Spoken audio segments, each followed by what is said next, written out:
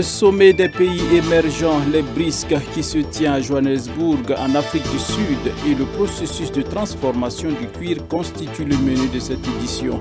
Bonsoir, dames et messieurs, et merci de vous informer sur la télévision de la famille.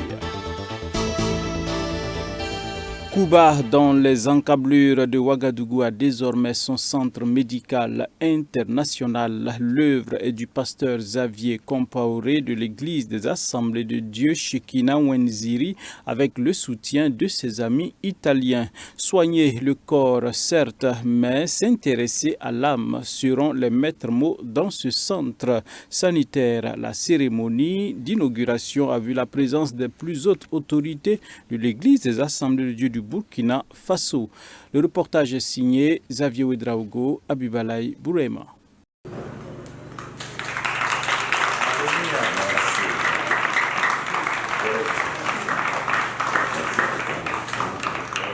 Rendre accessibles les services de santé de qualité à toutes les couches sociales de notre pays avec pour objectif de créer des approches pour accomplir la grande commission, c'est la vision du pasteur de l'église des Assemblées de Dieu Shekinah Wenziri de Karpala. Cette vision a conduit à la construction d'un centre médical international dans la commune de Koubri. Voilà, donc c'est un centre médical qui va impacter positivement la vie des habitants de Koubri et au-delà, parce que nous voulons être un centre médical social. Et aussi, sur le plan spirituel, nous allons aussi beaucoup évangéliser, parler de Jésus-Christ, parce que c'est de cela qu'il s'agit. Soigner le corps, mais aussi nous intéresser à l'âme. Et nous pensons qu'au travers de cet outil, nous allons gagner beaucoup d'âmes pour le Seigneur. C'est notre vœu, c'est notre prière. Gagner beaucoup d'âmes pour le Seigneur, c'est aussi l'attente de l'association italienne dénommée Shekinah Wenziri Onlus qui a permis d'ériger ce joyau. L'association attend à travers ce centre aussi lutter efficacement contre la mortalité infantile. Je croyais de construire seulement une école, mais quand j'ai vu les enfants qui mouraient si facilement, ça m'a touché le cœur. J'ai dit il faut faire quelque chose pour eux. Parce que les enfants de l'école auront des visitations gratuites régulièrement pour savoir l'état de leur santé. Et alors, j'ai dit, ben là, il faut une clinique, il faut un hôpital, c'est pas possible, il n'y a rien là, ici.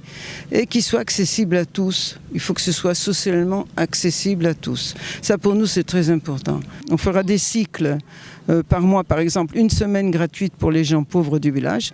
On demandera au maire quels sont les gens pauvres qui ont besoin de visites. Et on les fera visiter gratuitement. Et on verra leur pathologie, on comprendra ce qu'il faut faire pour les aider. Voilà.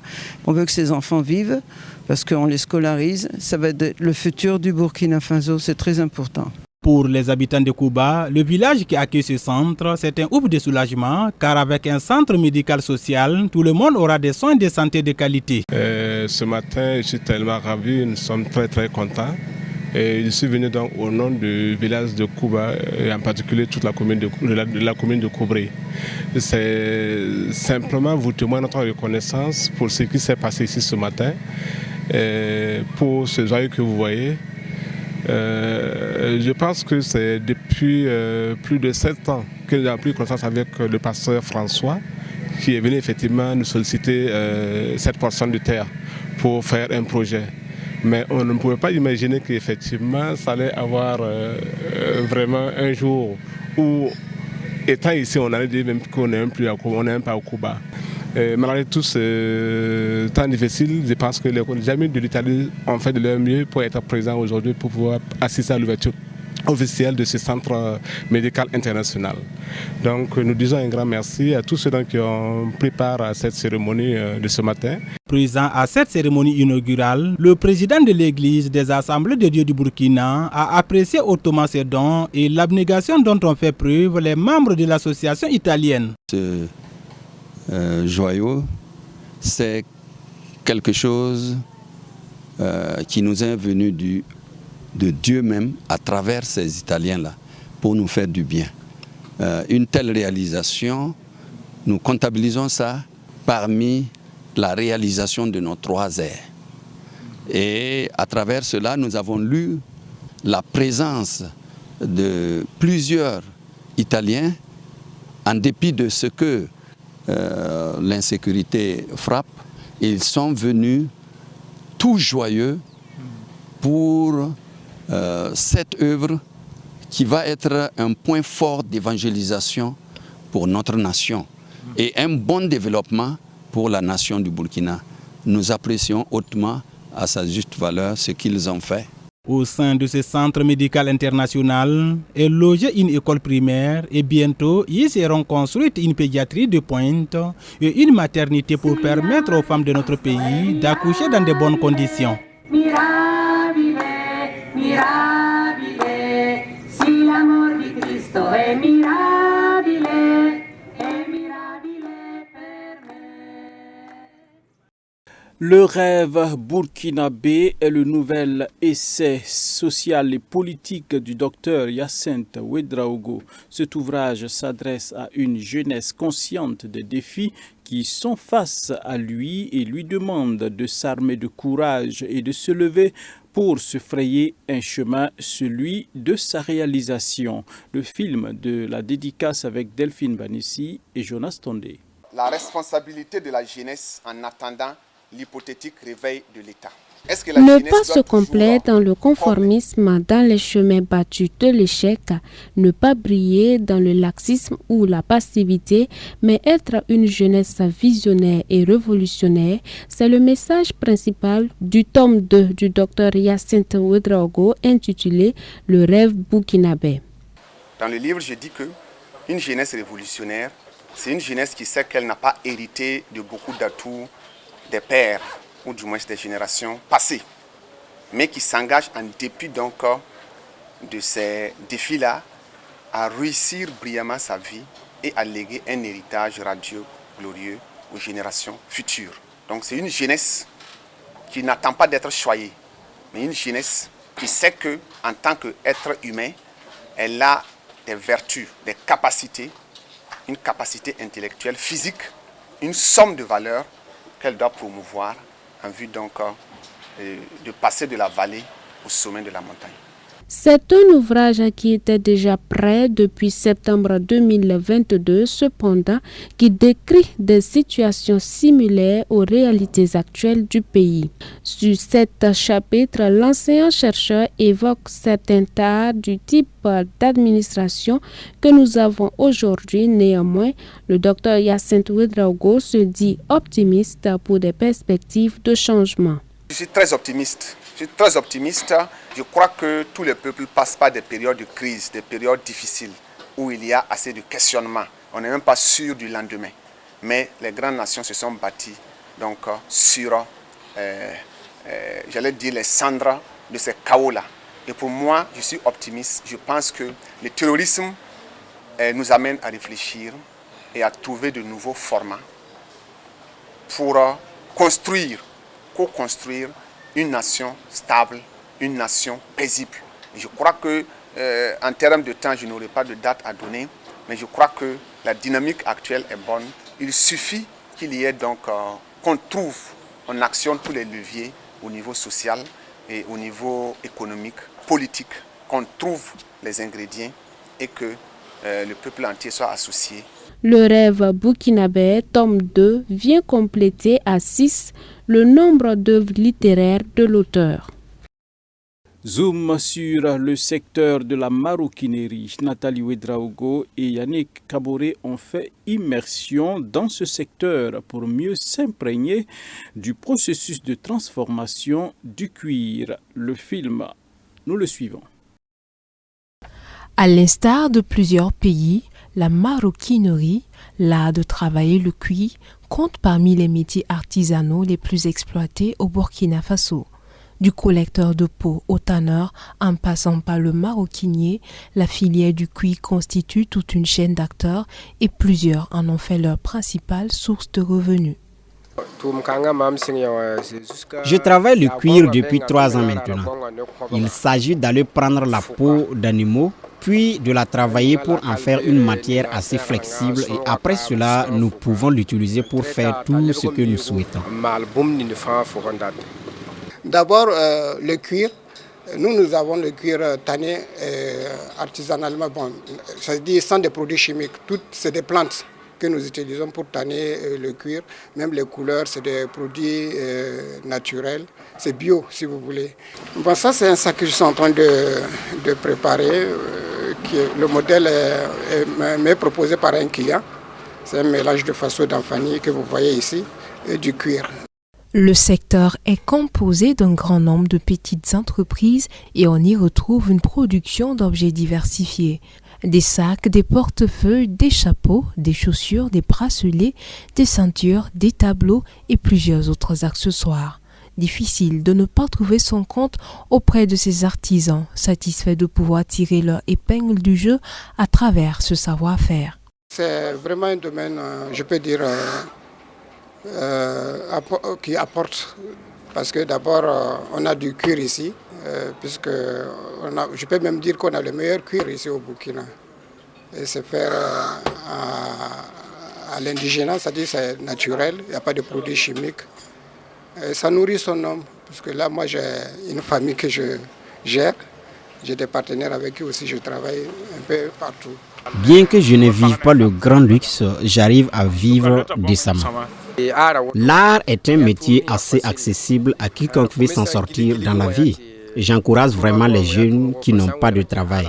On peut apprendre facilement en une année et commencer à travailler pour assurer sa pitance quotidienne. C'est vraiment un métier accessible et noble. Que ce soit par passion ou pour assurer sa pitance quotidienne, le cuir n'en est pas moins valorisé. Olivia Dudé, passionnée d'art, nous raconte son histoire avec le cuir. Auparavant, j'étais gestionnaire de projet, mais j'ai fait des études dans l'art parce que j'aime beaucoup l'art. Et donc, j'ai fait des études en créatrice styliste option accessoires. Voilà. Donc, je travaille particulièrement sur le cuir ici localement. Je dessine, je fais le choix de mes cuirs, je travaille avec un artisan cuir.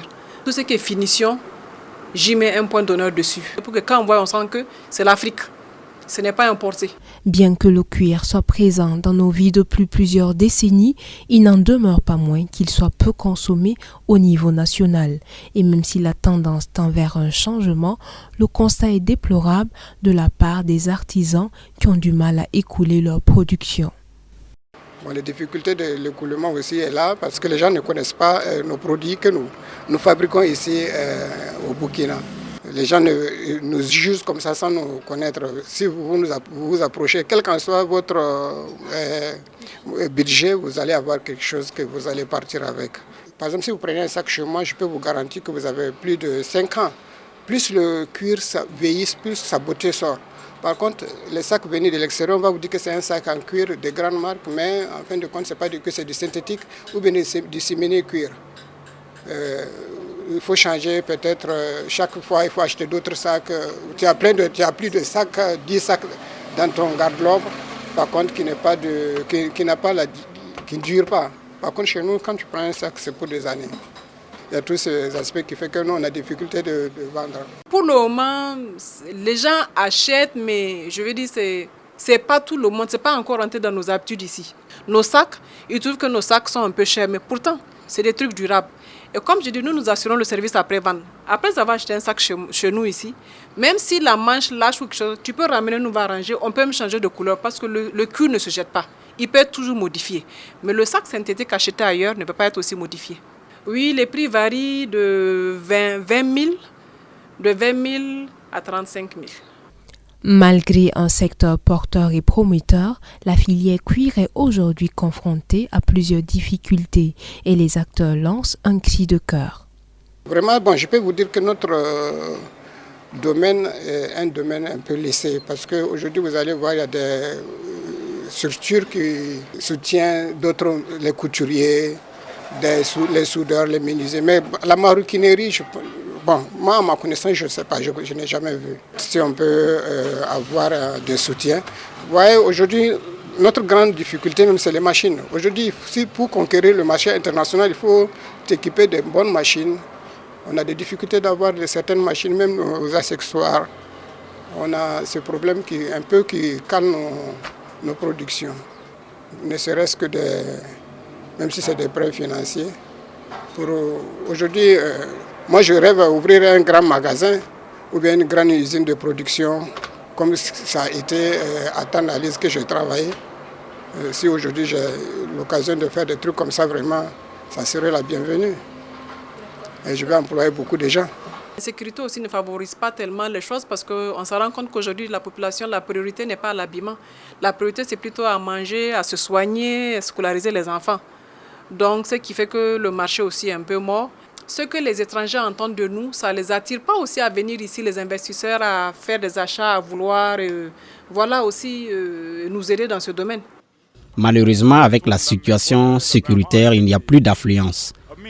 Depuis 5 ans environ, nos affaires marchent en ralenti, mais nous comprenons bien que ce n'est la faute à personne. Tout notre souhait est que la paix revienne. Ce que le gouvernement peut faire pour nous aider, c'est faciliter notre accès aux prêts bancaires, qui nous approche pour mieux connaître notre secteur et nous accompagner à le développer pour former les jeunes. Moi, par exemple, j'ai la capacité de former et de transmettre mon savoir-faire. Je n'attends qu'une bonne opportunité pour me lancer. En plus de cela, notre grand problème, c'est l'accès aux produits qu'on utilise pour le tannage du cuir. Ce produit naturel se trouve dans la région du Nord, mais vu l'insécurité, on ne peut plus l'obtenir comme avant. Ce qui fait qu'on a du cuir, mais pas de produit pour le tanner. L'avenir de la filière cuir est prometteur et les différents acteurs sont unanimes sur leur besoin de visibilité et d'appui financier afin de représenter valablement l'art burkinabé au niveau des marchés internationaux. La fenêtre internationale, nous le disions en titre, le sommet des pays émergents, les BRICS, c'est-à-dire Brésil, Russie, Inde, Chine et Afrique du Sud, s'est ouvert hier mardi à Johannesburg avec au centre des discussions l'élargissement du bloc qui veut atteindre son influence politique et économique dans le monde. Suivez. Le 15e sommet des BRICS s'est ouvert mardi à Johannesburg avec au centre des discussions l'élargissement du bloc qui veut étendre son influence au niveau mondial. Dans une vidéo adressée aux dirigeants des BRICS, le président russe Vladimir Poutine a réaffirmé que la Russie ne reviendrait sur l'accord céréalier que si toutes ces conditions étaient remplies. Nous avons refusé de prolonger ce soi-disant accord après le 18 juillet. Nous serons prêts à revenir sur notre décision si et seulement si toutes les obligations à l'égard de la partie russe sont effectivement remplies. J'ai répété à maintes reprises que notre pays était en mesure de remplacer les céréales ukrainiennes, tant sur une base commerciale que sous la forme d'une aide gratuite aux États dans le besoin, d'autant plus que nous nous attendons à une excellente récolte. Le bloc composé du Brésil, de la Russie, de l'Inde, de la Chine et de l'Afrique du Sud tient sa première réunion en personne depuis la pandémie de Covid-19. Poutine, grand absent de ce sommet, est sous le coup d'un mandat d'arrêt international lié à la guerre en Ukraine. Toujours au cœur de ce sommet des BRICS, l'Afrique du Sud et la Chine renforcent leurs relations en marge du sommet des BRICS qui se tient en Afrique du Sud du 22 au 24 août. Les relations entre Pékin et Pretoria connaissent un nouveau point de départ historique, foi du président chinois Xi Jinping qui a rencontré son homologue sud-africain Cyril Ramaphosa à Pretoria. La Chine et l'Afrique du Sud ont annoncé le renforcement de leur coopération en marge du sommet des BRICS qui se tient du 22 au 24 août à Johannesburg. La Chine reste le premier partenaire commercial de l'Afrique du Sud, comme l'a rappelé le président Cyril Ramaphosa, qui souhaite améliorer les échanges entre les deux pays. La Chine est le premier partenaire commercial de l'Afrique du Sud.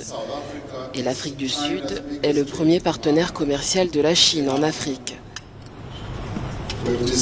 Nous avons discuté de la nécessité de réduire le déficit commercial entre nos deux pays. Et l'un des moyens d'y parvenir est de garantir un meilleur accès au marché pour les produits sud-africains à valeur ajoutée, qui peuvent être exportés vers le marché chinois. En visite officielle à Pretoria avant l'ouverture du sommet dans l'après-midi, le président chinois a salué un nouveau point de départ historique avec l'Afrique du Sud puissance commerciale de premier plan sur le continent. Nous soutenons fermement la construction de l'intégration africaine. Nous soutiendrons un progrès substantiel de l'adhésion de l'Union africaine au G20 cette année. Nous soutenons également l'Afrique du Sud pour qu'elle joue un rôle plus important dans les affaires internationales et régionales. Plusieurs accords et mémorandums de coopération dans divers secteurs ont été signés entre les deux pays. L'élargissement de l'adhésion aux BRICS était également à l'ordre du jour. À ce sujet, le président Ramaphosa a assuré que l'Afrique du Sud et la Chine ont des vues similaires. Pour rappel, une quarantaine de pays se sont portés candidats pour intégrer l'organisation. Dernier élément de ce journal, et nous faisons un clin d'œil en Israël où 1 million d'habitants juifs en Cisjordanie d'ici 2050. C'est un plan ambitieux visant à accroître la population juive en Cisjordanie. Ce plan s'accompagne probablement d'investissements, d'initiatives variées pour postuler, sinon pour stimuler la croissance démographique et le développement économique de cette partie de la région.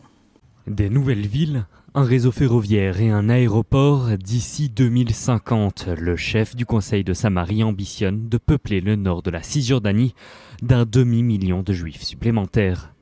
Dans une lettre adressée au Premier ministre, Yossi Dagan propose un plan pour créer de nouvelles implantations et agrandir les existantes. Le programme 1 million en Samarie a démontré et confirmé qu'il est possible d'atteindre plus d'1 million d'habitants en Samarie. Notre concept consiste à se développer en Samarie et donc à travailler pour renforcer notre emprise sur Israël. Le chef du Conseil de Samarie espère tirer avantage de l'opportunité d'avoir au pouvoir le gouvernement le plus à droite de l'histoire d'Israël pour faire pratiquement tripler sa population et, selon lui, désengorger le centre du pays surpeuplé. L'État d'Israël doit trouver des solutions au problème national de la surpopulation dans le centre du pays. Le plan part du principe que la Samarie est la clé de la solution. Il s'agit de millions de dunams vides et des seules réserves foncières de l'État près du centre, à environ 20 km de Tel Aviv. Entre autres, le plan vise à faire grandir les implantations de Itamar, Tsufim, Avner Hefetz et Salit. Il propose aussi de repeupler les implantations quittées en 2005, comme Ganim et Kadim. La proposition de ce programme intervient à un moment de tension entre Israël et les États-Unis concernant l'expansion croissante des implantations en Cisjordanie sous le gouvernement actuel. L'administration Biden craint que certains éléments du gouvernement israélien poussent pour une annexion de facto de la Cisjordanie, dont ce projet pourrait être la concrétisation. C'était là notre version de l'actualité sur la télévision de la famille. Mesdames et messieurs, merci de nous avoir témoigné votre fidélité. Nous prenons rendez-vous demain pour d'autres informations sur la télévision de la famille. Bonsoir chez vous et que Dieu bénisse notre cher pays, le Burkina Faso. Daniel Ouedraogo a réalisé ce journal. Bonsoir à tous ceux-là qui nous suivent depuis Wayoudia.